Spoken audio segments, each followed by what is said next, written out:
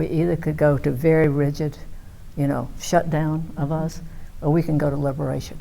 To admit what we do not know, I think it would be bold right now to say we are not totally sure what just happened, why it happened, or what to do next. And we also have a history, a legacy of movement work, of thinking, of coming together, of reaching into places that seem or are isolated, and bringing folks into a movement. I think our job is screaming at us.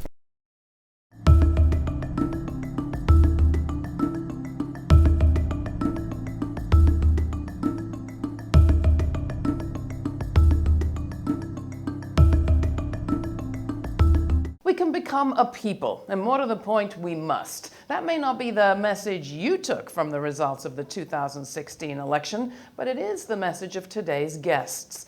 The winner-take-all electoral map of this country isn't an accurate reflection of where we live. Everywhere there are people with high ideals working for a better shared future, including in all those red states.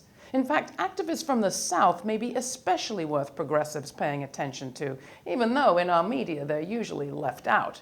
Suzanne Pharr and Stephanie Guilloud have been doing radical work in so-called red states for decades. Pharr, the author of movement classics like Homophobia, A Weapon of Sexism, and In the Time of the Right, used to head up the Arkansas Women's Project, and after that, the Highlander Center in Tennessee, the movement training school that graduated, among others, Dr. King and Rosa Parks. Pharr was one of the founders of Southerners on New Ground, a group that Stephanie came up through. Now, Guilloud co-directs Project South, which has been part of a Southern Movement Assembly process seeking to build local governance power since Hurricane Katrina days. They both see crisis and opportunity in the moment we're in right now. Crisis if activists, especially Northern liberals, go narrow and start pointing fingers. Opportunity if we go broad with open hearts. Here's Stephanie Guilloud and Suzanne Pharr.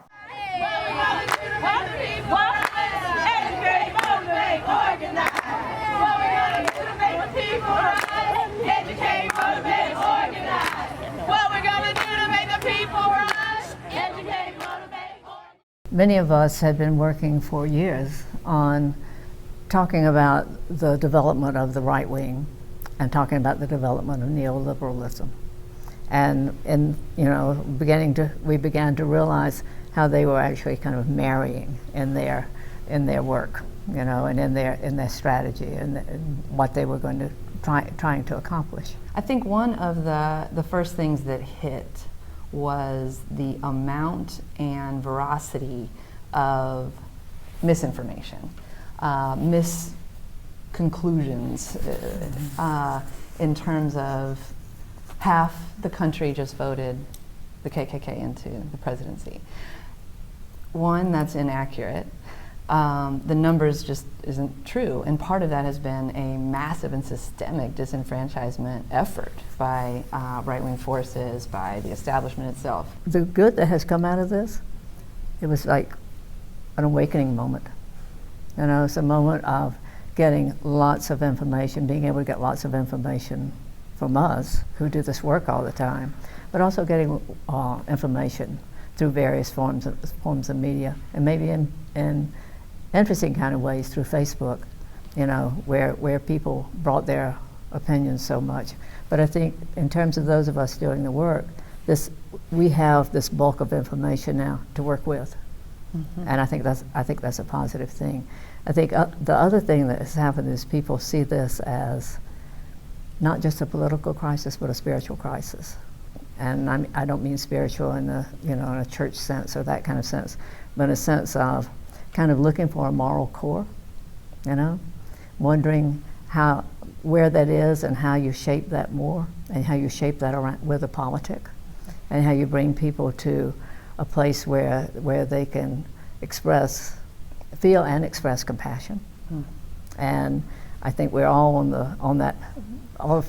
we're on that path. I can't say all of us are on that path, but we're on that path of moving to liberation. And the good news for us is, us and many people like us, we've been on that path for a long time. It's not a, oh, this is popular now, this is popular now, but on that steady path. We learned from this election, those of us who have been movement people, is that we hadn't finished the job of linking together race and gender and class. And in all of our work in the women's movement, you know, race fell off.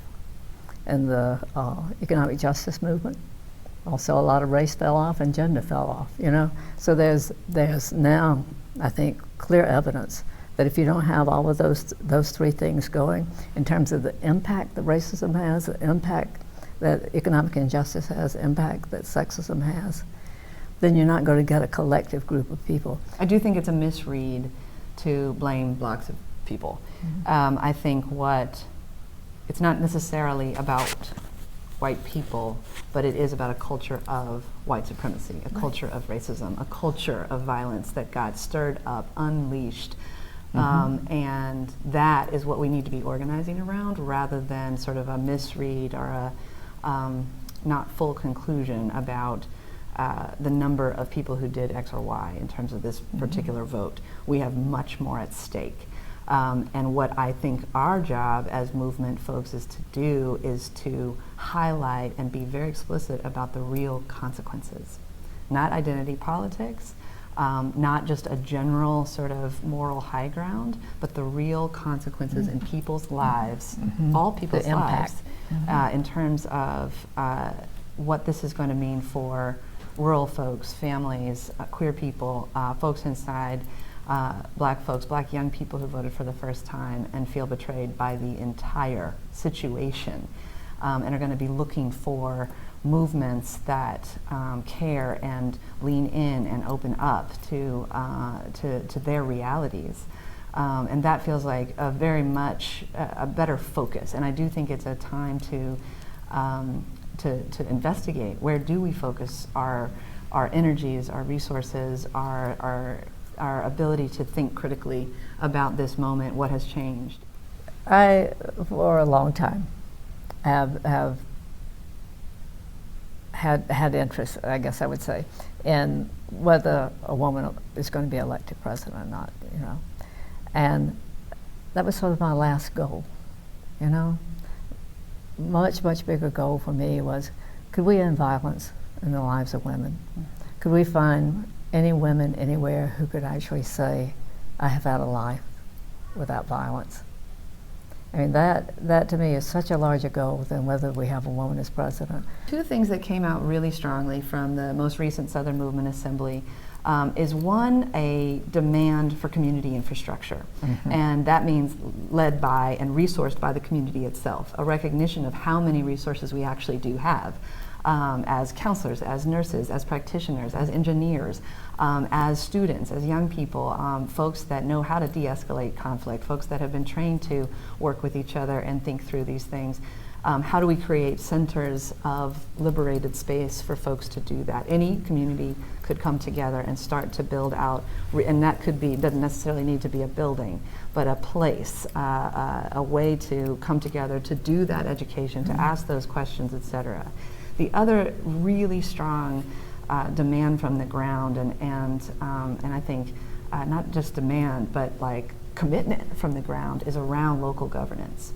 What does that mean on city councils, school boards, and in official capacities, but also how do we take on the clarity of our own community leadership and bring in solutions where they're going to let us down. They've let us down. They have left in many ways, and they're going to also turn that vacuum into a lot of violent attack, whether it's social hostility and violence, or and horizontal violence, or state violence.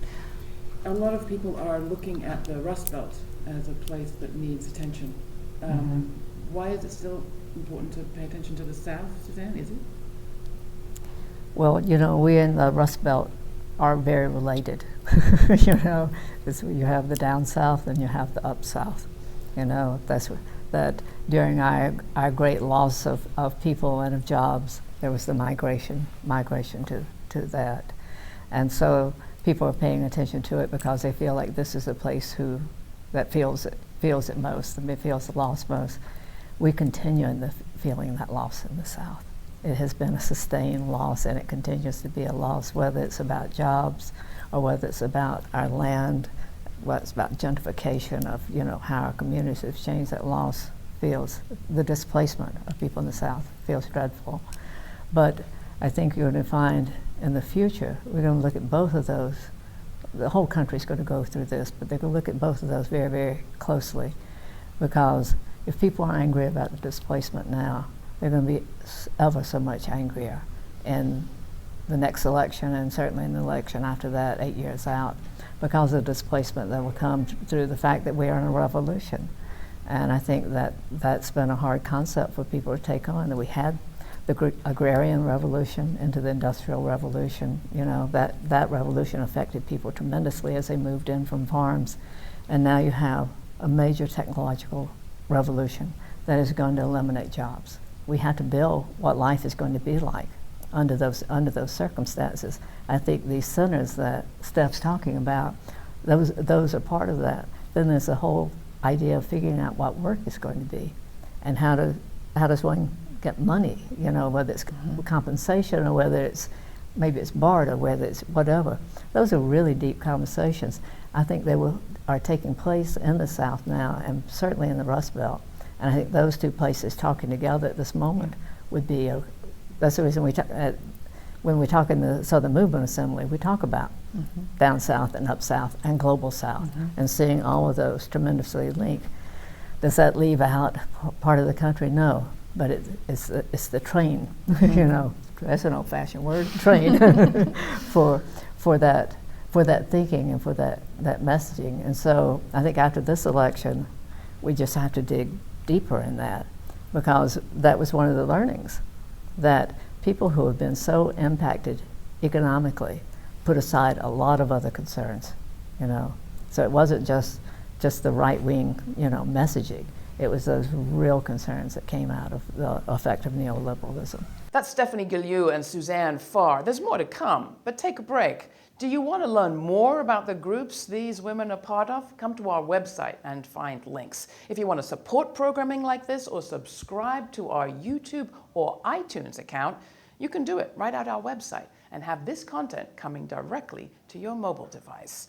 There's more ahead. Next up, we talk about some of the global connections for the work taking place in the South today. Here's Stephanie Guilloud from Project South.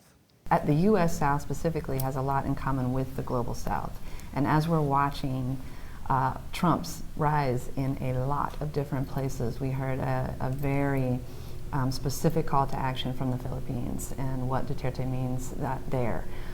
What it looks like in the European Union and across what is also an economic implosion, a refugee and migrant crisis at a scale and scope that we don't have any sense of. But the U.S. South, how we relate to the Caribbean and many other places in terms of the historical struggle and the historical wins in these regions can also be a guide. And I think that part is actually exciting and similar to 9/11 and that moment when there was an opportunity to really claim and work solidarity with, in terms of, and a call to solidarity.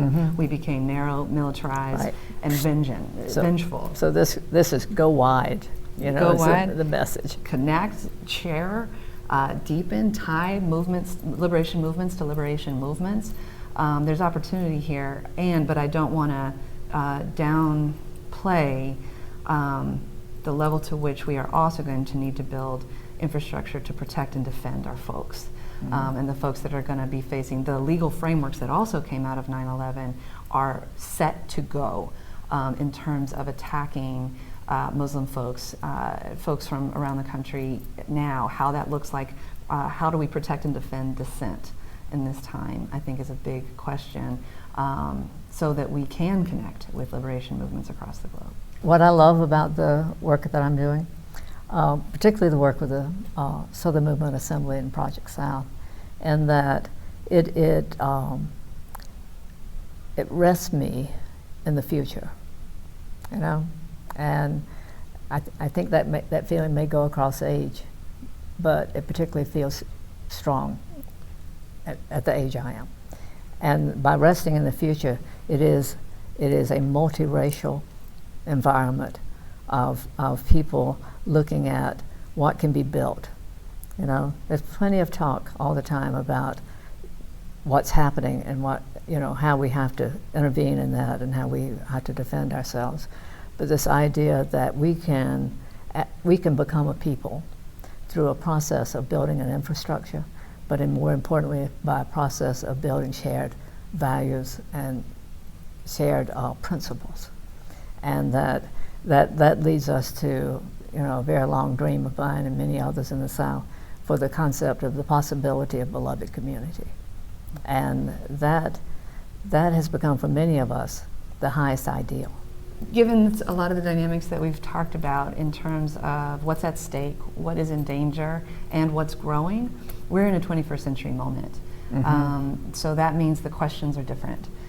So our solutions are going to be, and the more we spend time investigating and examining both what we do know and can build from, but what we need to reimagine is very important right now. And I'm excited about that work at the same time that I'm braced for the crisis ahead. And I think as someone, you know, pushing 40, I think it's important, you know, like this is where we have to flex. This is where we have to name those political homes, invite people in and say, let's go, let's build together, because we have to reimagine the entire thing. And that is scary, but also very exciting. Xenia Rubinos, a singer-songwriter, also sees potential in this moment. Potential to bring people together to make a people from the back and the front of the restaurant. Hey, I'm Xenia Rubinos, and we are at Toñitas, and this is Brooklyn, New York, Williamsburg, USA.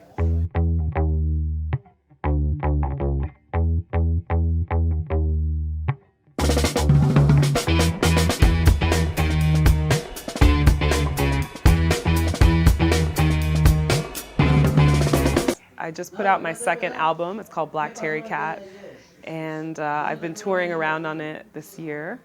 And my favorite thing to do is to write music. I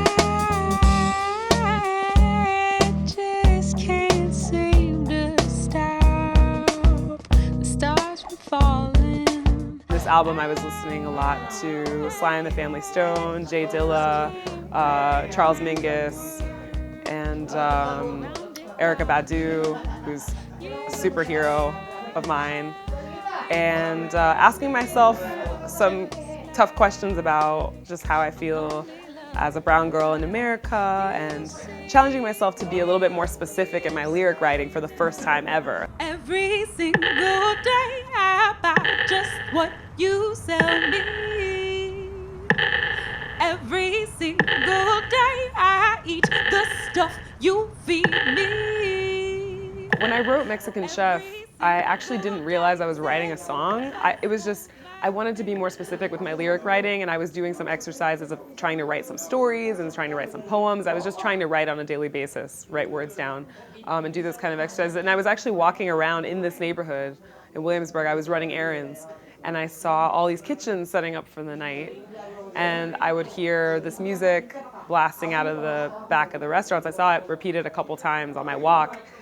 And it was ranchera music and bachatas and all kinds of Latin music. And then in the front of the restaurant was a completely different scene, totally different sound palette. They were playing Fantagram and Bon Iver and all different kinds of stuff. And I thought it was so funny because there's just these two universes, you know, in this small little place. And it made me laugh. And I started rhyming these lyrics to myself.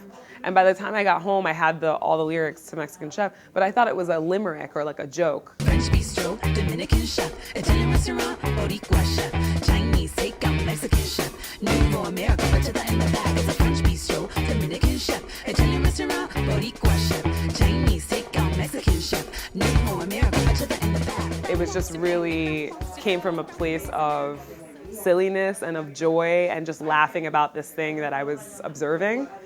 And in it, I was also remembering something that my mom told me a really long time ago when I was a kid. She said that brown and black folks are the same people who welcome you into the world when you get here, and then the same people that take care of you when you're leaving this world, often, those same hands. And that, while I was riffing on these lyrics, that image of, you know, this brown person taking care of you, you know, raising you, or taking care of you in a hospital, or whatever it was, just kind of just came back to me.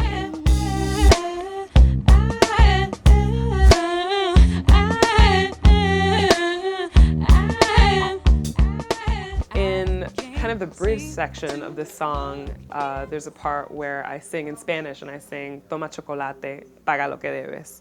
And that's from an old song from the 50s called El Bodeguero, which means the bodega owner, or the bodega man. And it's by Orquesta Aragon from Cuba.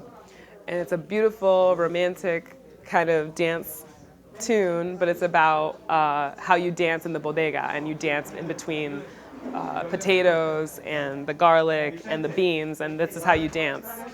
And at a certain point in the song, they say, you know, take your chocolate and pay what you owe. Like, if you drink the chocolate, you got to pay for what you owe.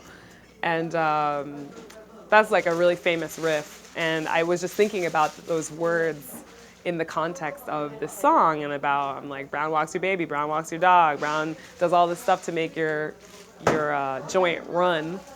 But what are you giving back to him? So I thought that was kind of like a tongue-in-cheek nod to that old jam.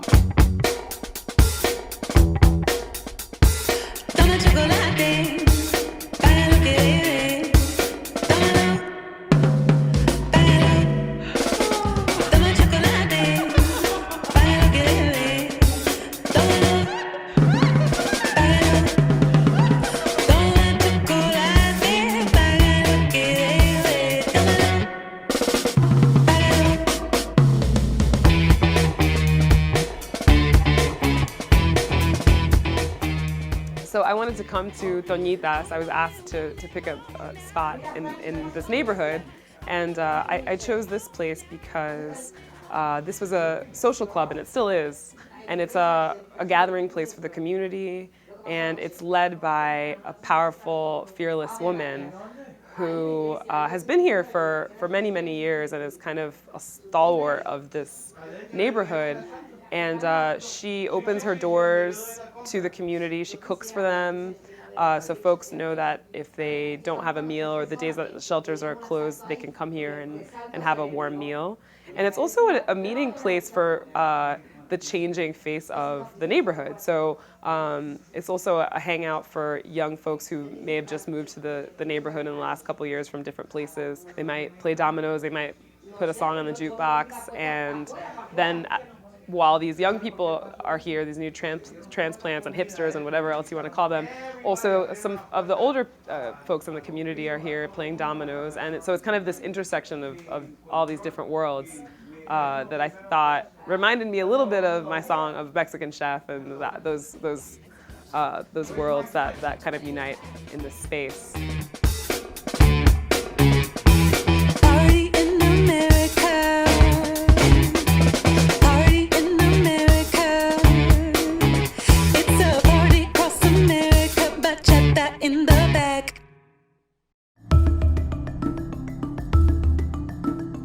Well, that's it for this week. Next week, stay tuned for more from the Laura Flanders Show, the place where people who say it can't be done take a back seat to the people who are doing it. This time next week, we'll be just back from the inauguration of Donald Trump in Washington, D.C. What else are people going to be inaugurating? Find out and check out our website. Thanks.